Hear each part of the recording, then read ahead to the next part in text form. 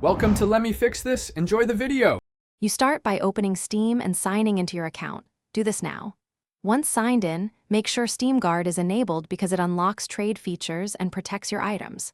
Next, click your username at the top right to open your profile page. This is where the trade URL sits. Don't skip straight to settings. Go to your profile first so the next steps show the links and options you need.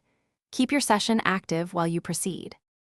Once on your profile, click Edit Profile, then choose Privacy Settings so you can change inventory visibility and trading permissions.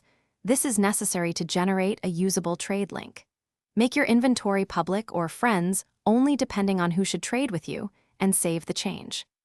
Now open Trading Preferences. This page shows whether you already have a trade URL and offers a button to create or reset it. Follow those controls to reveal the URL you'll share for trades.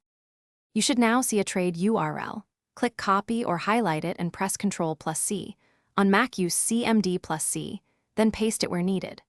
Once copied, test the link in an incognito window or send it to a trusted friend to confirm it opens your trade offer page. This prevents accidental sharing mistakes. If you can't find the URL, enable the Steam Mobile Authenticator and allow the required waiting period, usually 7 days. Then revisit Trading Preferences to generate the link. Thanks for watching. If you found this helpful, don't forget to like and subscribe.